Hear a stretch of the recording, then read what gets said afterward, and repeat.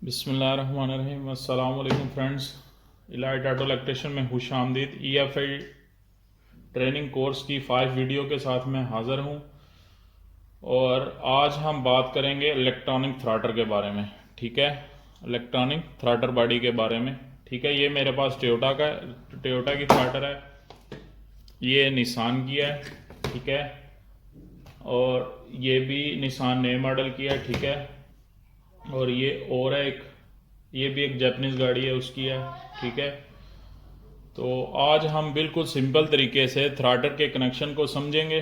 ठीक है, गाड़ी कोई भी होगी, जापानी कोरियन कोई भी गाड़ी होगी, कनेक्शन जो मैं आपको बताऊंगा यही होंगे इंशाअल्लाह ताला। ठीक है, ये बहुत इंपॉर्टेंट वीडियो है क्योंकि आजकल गाड़ियों के अंदर बहुत ज़्यादा फॉल्ट आता है थ्रॉटर के रिलेटेड, इसलिए इसके कनेक्शन पता होने बहुत ज़रूरी हैं। ठीक है, इस वीडियो को गौर से देखें और गौर से देखने के बाद बार बार देखें ताकि आपके जहन नशीन हो जाएं ये सारी बातें जो मैं आपके साथ शेयर कर रहा हूँ। ठीक है, इलेक्ट्रॉनिक थ्रॉटर के बारे में सबसे पहली बात जो जहन में रखने की है वो ये आपने जहन में रखनी है कि इसकी 6 वायर हैं। सबसे पहली बात जहन में रखनी है कि इसकी 6 वायर हैं। ठीक है, दूसरी बात जहन में ये रखनी है कि इसकी 6 की 6 वायर जो हैं वो कंप्यूटर से सीधी थ्रॉटर के ऊपर आती है। इसकी 6 की 6 वायर जो हैं वो कंप्यूटर से सीधी थ्रॉटर के ऊपर आती हैं। ठीक है, दो बातें होगी। तीसरी बात इसके बारे में याद रखने की ये है कि इसके अंदर भी सेंसर 1 और सेंसर 2 काम करता है। ठीक है, इसके अंदर भी सेंसर 1 और सेंसर 2 काम करता है। जैसे हमने लास्ट वीडियो में मेरे ख्याल से सेशन 3 के अंदर हमने एक्सीलेटर पैडल के बारे में बात की थी, उसके अंदर सेंसर 1 और सेंसर 2 है। सेम लाइक इसके अंदर भी सेंसर 1 और सेंसर 2 है। ठीक है, इसके अलावा चौथी बात जो याद रखने की है वो ये है कि इसके अलावा सेंसर 1 और सेंसर 2 के अलावा इसके अंदर मोटर होती है। ठीक है, ये आप देख रहे हैं, इसकी शक्ल से भी पता चल रहा है कि इसके अंदर मोटर है। वो मोटर क्या करती है, इसकी थ्रॉटर को खोलती या बंद करती है।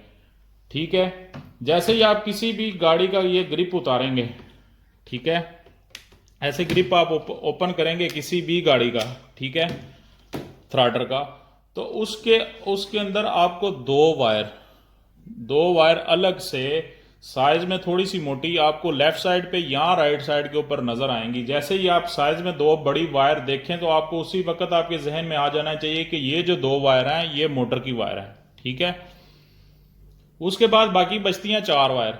4 वायर में से एक आपका अर्थ होगा, ठीक है, एक 5 वोल्ट होगा। ठीक है, एक अर्थ होगा, एक 5 वोल्ट होगा। एक्सीलेटर पैडल सेंसर के अंदर सेंसर 1 के 5 वोल्ट अलग थे, सेंसर 2 के 5 वोल्ट अलग थे, लेकिन थ्रॉटर बॉडी के अंदर एक ही सिर्फ 5 वोल्ट आएंगे और वो 5 वोल्ट सेंसर 1 के लिए भी यूज होंगे और सेंसर 2 के लिए भी यूज होंगे। ठीक है, तो इस तरह ये 6 वायर इसकी कंप्लीट होती हैं। 2 इसकी होगी मोटर की, ठीक है, एक हो गया 5 वोल्ट हो गया, एक हो गया अर्थ हो गया, और एक सेंसर 1 की आउटपुट होगी और एक सेंसर 2 की आउटपुट होगी। ठीक है, एक दफा फिर मैं रिपीट कर देता हूं, इलेक्ट्रॉनिक थ्रॉटर की जितनी भी गाड़ियां हैं इनके अंदर आपको 6 वायर मिलेंगी और 6 की 6 कंप्यूटर से आएंगी। ठीक है, उस 6 वायर में से 2 वायर इसकी मोटर की होंगी जो इसकी मोटर को क्लोज और ओपन करती हैं। ठीक है, और बाकी 4 वायर जो हैं एक सेंसर 1 की है और एक सेंसर 2 की है। ठीक है, आई होप कि आपको इसके कनेक्शन की समझ आ गई है। और सबसे ज़रूरी बात, आप किसी भी जगह काम करते हैं, पाकिस्तान में भी हैं या मुल्क से बाहर हैं, या किसी ऐसी कोई भी गाड़ी जिसके अंदर इलेक्ट्रॉनिक थ्रॉटर है, ठीक है, अगर तो आपके पास कोई अच्छा स्कैनर है इसे रीसेट करने के लिए तो फिर तो ठीक है। अगर आपके पास कोई स्कैनर नहीं है तो आपने कभी भी रिस्क नहीं लेना, इसको खोल के इसको अंदर से मूव करने की कोशिश नहीं करनी, ना इसे साफ करने की ट्राई करनी है। अगर करनी भी है तो आपने कोई भी अच्छा सा स्प्रे लेके उससे हल्का से इसको साफ करें। ठीक है, अगर जैसे ही आप खोल के इसे हाथ से टच करेंगे, हिलाएंगे, साफ करेंगे तो ये आपका आरपीएम बाद में जो है कभी ऊपर जाएगा कभी नीचे जाएगा, यानी इसकी टाइमिंग खराब हो जाएगी। उसे रीसेट करने के लिए फिर आपको स्कैनर की जरूरत पड़ेगी। अगर तो आपके पास स्कैनर है तो फिर तो आप उसे रीसेट कर लेंगे, उसे प्रोग्राम थ्रॉटर का कर लेंगे। अगर आपके पास स्कैनर नहीं तो फिर आपके लिए प्रॉब्लम बन जाएगी।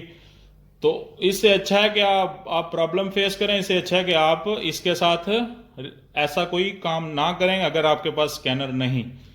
तो आई होप कि आपको समझ आ गई है इलेक्ट्रॉनिक थ्रॉटर की। बिल्कुल मैंने सिंपल वर्ड के अंदर आपको समझाया है। 6 वायर हैं और इसके अंदर डबल सेंसर है, सेंसर 1 और सेंसर 2। ठीक है, और इसके दोनों सेंसर भी 5 वोल्ट पे पर ही चलते हैं। एक दोस्त ने कमेंट्स किया था कि आप साथ साथ कलर भी बताएं वायरिंग के।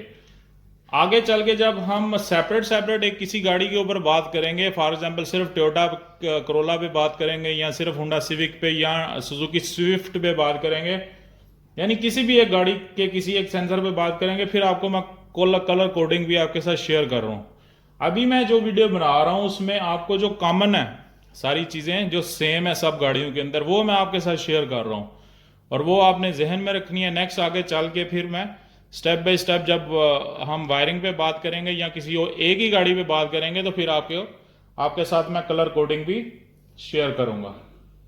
इसी के साथ मैं इस वीडियो का अख्ताम करता हूं। इधर अपना ख्याल रखें, अपने घर वालों का ख्याल रखें, दुआओं में याद रखें।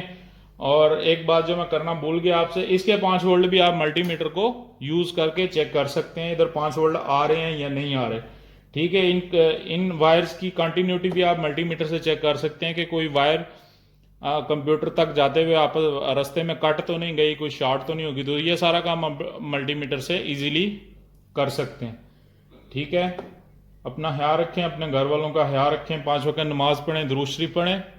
इंशाअल्लाह ताला नेक्स्ट वीडियो में हम बात करेंगे एक्सीलेटर पैडल और थ्रॉटल और ये पूरा सिस्टम, यानी एक्सीलेटर पैडल और थ्रॉटल का ये पूरा सिस्टम किस तरह चलता है, इसको वोल्टेज कहाँ से मिलते हैं और ये कंप्यूटर किस तरह इसको ऑपरेट करता है, ये इंशाल्लाह हम नेक्स्ट वीडियो में बात करेंगे। अल्लाह हाफिज़।